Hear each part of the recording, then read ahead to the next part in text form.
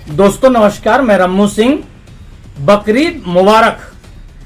आज बकरीद के अवसर पर नागपुर महाराष्ट्र में स्थित ताजुद्दीन बाबा, जिन्हें ताज बाबा और बड़े बाबा भी लोग कहते हैं, हम कुछ जानकारियां उनके फकीरी जीवन और अमीरी चमत्कारों के बारे में बताने जा रहे हैं।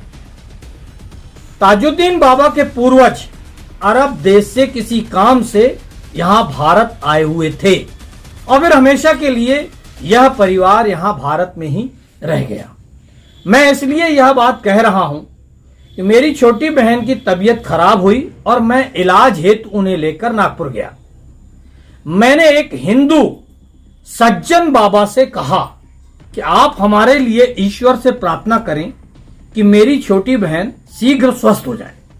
तो इन हिंदू सज्जन बाबा ने हमें कहा कि आप ताज बाबा की दरगाह पर जाकर प्रार्थना कराएं, आपकी बहन शीघ्र स्वस्थ हो जाएंगी।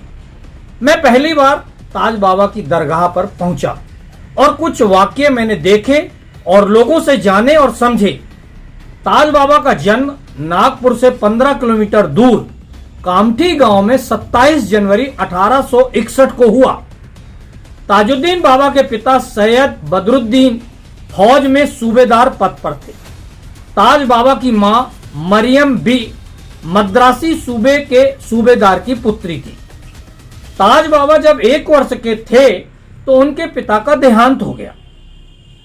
ताज बाबा जब 9 वर्ष के हुए तो उनकी मां का भी देहांत हो गया। वह इस दुनिया को अलविदा कहकर चली गई। ताज बाबा का पालन पोषण उनकी नानी ने किया। कामठी नागपुर के मदरसे में तामील हेतु ताज बाबा को उनकी नानी ने भेजा। उन दिनों हजरत अब्दुल्ला नामक एक फकीर यहां कामठी में रहते थे। यह फकीर भी काफी पहुंचे हुए माने जाते थे। फकीर हजरत की नजर जैसे ही ताज बाबा पर पड़ी तो उन्होंने तामील देने वाले को कहा, इसे यहां कौन तामील दे सकता है, यह तो ऊपर से ही सब पढ़ाई पूरी करके आए हैं। फकीर हजरत इतना कहने के बाद अपनी झोली से एक खुरमा निकाला और आधा खुद खाकर आधा ताजुद्दीन बाबा को खिला दिया। और इस फकीर ने ताजुद्दीन बाबा से कहा, कम खाओ, कम सो और कम बोलो और अधिक से अधिक कुरान शरीफ पढ़ो। लोग कहते हैं खुरमा खाने के बाद ताजुद्दीन बाबा की आंखों में लगातार 3 दिनों तक आंसू बहते रहे और उनके अंदर काफी परिवर्तन आ गया। दुनिया या सांसारिक चीजों से उनका मोह भंग हो गया। ताज बाबा जब 18 वर्ष के हुए तो कामठी में बहने वाली कल्याण नदी में बाढ़ आ गई और इस बाढ़ में बाबा के घर को काफी नुकसान पहुंचा, काफी नुकसान हुआ। सन 1881 में जब ताज बाबा 20 वर्ष के हुए तो उनके मामा ने तामील पूरी होने पर ताज बाबा को नागपुर की रेजिमेंट में भर्ती करा दिया। यानी ताज बाबा फौज में भर्ती हो गए। फौज में भर्ती होने के 3 साल बाद ताजुद्दीन बाबा को मध्य प्रदेश के सागर जिले में ड्यूटी हेतु भेज दिया गया, जहां उनकी मुलाकात हजरत दाऊद से हुई। दिन भर फौज की नौकरी करते, रात भर हजरत दाऊद की बंदगी में गुजारते। नानी को जब पता चला फौज की नौकरी से ज्यादा समय ताजुद्दीन खुदा की बंदगी में दे रहे हैं तो नानी फिर सागर आ पहुंची। सागर में ताज बाबा की ड्यूटी एक बार हथियारों के स्टोर में लगा दी गई। एक रात 2 बजे अंग्रेज कैप्टन देखने आए ड्यूटी सही ढंग से की जा रही है या नहीं। कैप्टन ने देखा ताजुद्दीन ड्यूटी पर तैनात है। वापस जाते समय अंग्रेज कैप्टन ने देखा मस्जिद में ताजुद्दीन बैठे हुए हैं और नमाज अदा कर रहे हैं। वह वापस हथियारों के स्टोर को देखने आए, यहां भी ताजुद्दीन ड्यूटी पर तैनात। फिर मस्जिद गए, वहां भी ताजुद्दीन उपस्थित। अंग्रेज कैप्टन ने दूसरे दिन अपने अधिकारियों के सामने ताज बाबा को बुलाकर कहा, कल रात मैंने आपको 2 जगह देखा है। आप खुदा के बंदे हो, आप असाधारण व्यक्ति हो। अंग्रेज अफसरों को जब इस बात का पता चल गया तो ऐसे में ताज बाबा ने नौकरी से इस्तीफा दे दिया। ताज बाबा सागर की गलियों में घूमते नजर आने लगे। फकीरी जीवन जीने लगे। अंग्रेजी फौज ने उनके घर नौकरी से इस्तीफा दिए जाने की सूचना भिजवाई। ताज बाबा की नानी सागर आई और देखा कि ताजुद्दीन सागर की गलियों में फकीरी जीवन के हिसाब से घूम रहे हैं। नानी ने समझा ताजुद्दीन पागल हो गए हैं। नानी ताज बाबा को सागर से कामती नागपुर ले गई। नागपुर में नानी ने डॉक्टरों, हकीमों को दिखाया। इन लोगों ने उन्हें पागल बता दिया।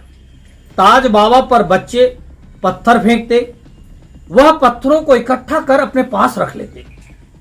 अगर कोई बच्चों को पत्थर मारने से मना करता तो ताज बाबा उस पर ही नाराज हो जाते। अब यहां बाबा ने कई चमत्कार दिखाने शुरू किए, कई चमत्कार दिखाए। ऐसे में बाबा के पास भीड़ अपनी समस्याएं लेकर आने लगी। धीरे धीरे बाबा की ख्याति दूर दूर तक फैलने लगी। उनकी शक्तियों का जैसे ही लोग दुरुपयोग करने लगे, दुरुपयोग करने की सोचने लगे, बाबा पागल खाने चले गए। 26 अगस्त 1852 को उन्हें पागल खाने में बंद कर दिया गया। मगर बाबा लोगों को पागल खाने के बाहर घूमते हुए मिल जाते थे। कई अफसरों ने भी ऐसा कई बार देखा। 21 सितंबर 1960 को नागपुर के महाराजा श्रीमंत बहादुर राघवजी राव भोसले के प्रयासों से बाबा को पागल खाने से रिहा कराया गया। अब बाबा को महाराजा के किले के सामने बने लाल कोठी में ठहराया गया और राजा खुद अपने नौकरों सहित बाबा की सेवा में लगे रहते। बताया जाता है महात्मा गांधी भी अक्सर ताजुद्दीन बाबा के पास मिलने जाया करते थे। एक बार ताजुद्दीन बाबा ने कहा, जब तक आप लोहे की सलाखों के पीछे नहीं जाएंगे तब तक देश को आजादी नहीं मिलेगी। इसके बाद महात्मा गांधी को अंग्रेजों ने जब जेल भेजा तब जाकर देश में आजादी का आंदोलन काफी तीव्र हुआ और यह देश आजाद हो पाया। ऐसे ही एक वाकया बताया जाता है कि एक फौज में अफसर थे हुसैन अमरावती महाराष्ट्र के ही निवासी थे। उन्होंने अपनी इच्छा जाहिर की ताज बाबा के सामने कि बाबा मुझे कैप्टन बनना है और वह भी पंजाब प्रांत का। बाबा ने बोला, अगली बार आना तो अपने साथ एक चिमटा लेकर आना। अगली बार यह फौज के अफसर हुसैन चिमटा लेकर पहुंचे। बाबा ने बोला, आपकी इच्छा पूरी होगी।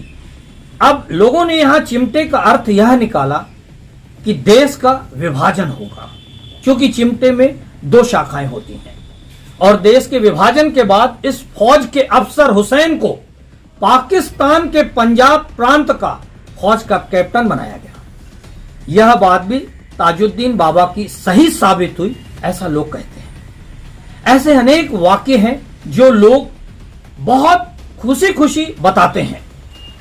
मुझे सज्जन बाबा ने बताया कि जैसे नागपुर में ताज बाबा की समाधि स्थल बना हुआ है, वैसे ही सागर में भी ताज बाबा का एक स्थल बना हुआ है। भले ही सागर उनकी कर्म भूमि थी, मगर लोग सागर में भी उन्हें बहुत मानते हैं। 17 अगस्त 1925 को 66 वर्ष की आयु में ताजुद्दीन बाबा दुनिया को छोड़कर चले गए। उनका अंतिम संस्कार ताजबाग नागपुर में किया गया। वहां ताजबाग में उनकी आज मजार बनी हुई है, वहां मजार बनाई गई। आज यहां देश विदेश से लाखों की तादाद में लोग प्रतिवर्ष आते हैं, दर्शन करते हैं। ऐसी मान्यताएं हैं, जो भी लोग जो भी अपनी मुराद, जो भी अपनी इच्छा लेकर यहां आते हैं, उनकी वह इच्छा यहां अवश्य पूरी होती है। यहां मुस्लिम, हिंदू, इनके अलावा सभी धर्मों के लोग आते हैं। इस दरगाह के पास एक कुआं बना हुआ है। सिर्फ इस कुएं का आप जल किसी भी बीमार व्यक्ति को पिला दें, ऐसा कहा जाता है कि उसकी बीमारी ठीक हो जाती है।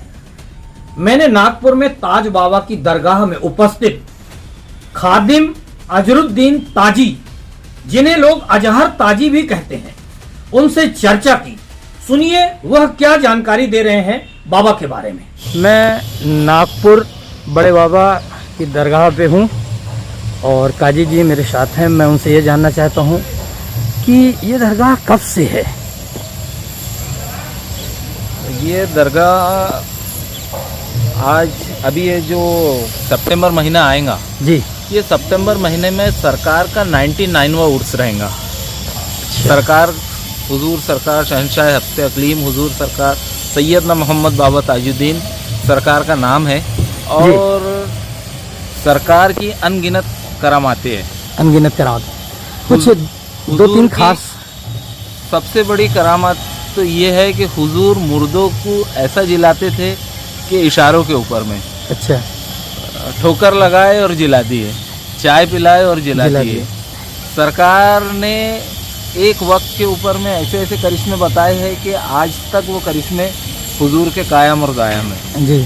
और ये जो दरबार आप देख रहे हैं, ये दरबार एक कौमी एकता का प्रतीक है नागपुर महाराष्ट्र के अंदर में जी। और यहाँ पर हर धर्म का इंसान आता है श्रद्धा से और उसकी हर मनोकामना मुराद इस अंदाज में सरकार पूरा करती है कि वो कभी ये सोचता ही नहीं है कि मैं और कहीं। उसकी तो ख्वाहिश ये रहती है कि बस अपने मुल्क में रहूँ, तो बस ताजुद्दीन बाबा में आता जाता रहूँ करके। और सरकार ऐसे मालिक व मुख्तार है कि इनके कने कोई खाली जाता ही नहीं। ताजुद्दीन बाबा हर एक इंसान के दिल का हाल जानने वाले बुजुर्ग है कि कोई भी इंसान जैसा सरकार में आता है तो उसकी मन्नत और मुराद जो है वो आने के पहले ही पूरी करने का काम मालिक करते हैं। कोई बीमार है तो उसको जल्द से जल्द ठीक करते हैं। और जिसने अगर जैसा आप यहाँ पर आए हैं और आपके तरफ से अगर किसी ने बोला है कि भैया मेरा सलाम और कदम बोसी को यहाँ पेश करना, मैं ये परेशानी में हूँ, तो आप यहाँ पर अर्जी लगाएंगे तो उसकी परेशानी वहाँ पूरी होगी, यानी परेशानी ठीक हो जाएंगी। मालिक ऐसा नवाजते हैं। और किसी के कारोबार में तकलीफ़ हो, और आज भारत तो हमारे मुल्क से तो लोग आते ही है, दिगर मुल्कों से भी लोग यहाँ पर आता है, अन्य देशों से भी यहाँ पर लोग आता है। और भाव कई देशों से आता है, कोई गिनती नहीं है कि कौन कहाँ से आता है। और सरकार का जब उर्स होता है तो ये सरकार का यानी ताजुद्दीन बाबा के संदल के जैसा संदल पूरी दुनिया में कहीं नहीं निकलता। ताजुद्दीन बाबा का जो संदल होता है बाबा, ये एक अलग ही शान लेकर निकलता है। कब होता है उर्स? कोविड के वजह से इस साल तो संदल नहीं निकला था, लेकिन ये जो 97 संदल निकले थे वो संदल यहाँ से कम 15 से 20 किलोमीटर की रेंज में, यानी यहाँ पर उसका चादर का थाल होता है तो बाकी 15 से 20 किलोमीटर दूर तक के लोग रहते हैं पैदल चलने वाले। कब होता है उर्स? उर्स होता है मुहर्रम की 22 तारीख से 29 मुहर्रम तक की। 29 मुहर्रम। और मेन दिन होता है जो संदल का, वो 26 मुहर्रम होता है। इस टांगे का क्या? ये टांगे में हुजूर सरकार ताजुल औलिया पहले घूमते थे जी। तो जो केशवराव जी है शकरदरे में, तो वो शकरदरे से ये टांगा इस साल 27 जनवरी को यहाँ पर यानी तबर्रुक के तौर पर दिया गया है कि आप इसको यहाँ पर रखो, लोग ज़ियारत करेंगे करके उसके आके। बड़ा खूबसूरत टांगा दिख रहा है। हाँ जी, है ना। और क्या खासियत? हुजूर सरकार का तो पूरा दरबार ही खूबसूरत है, हर चीज़ खूबसूरत है मालिक की। वैसे कोविड के पहले लगभग प्रतिदिन कितने लोग आते हैं? कोविड के पहले यहाँ पर प्रतिदिन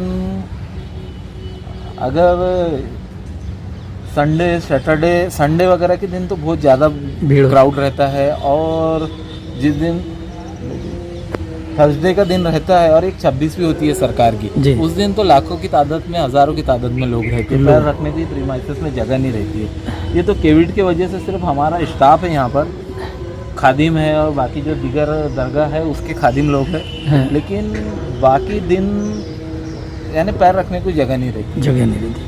यहीं पे सरकार का कुआं है, दूधिया कुआं बोलते हैं उसको। वो कुएं के अंदर में जो लाइलाज बीमारी दुनिया के अंदर में जिसका कोई इलाज ही नहीं है, बाबा हुजूर के करम से उसके अंदर में वो लाइलाज बीमारी का इलाज है।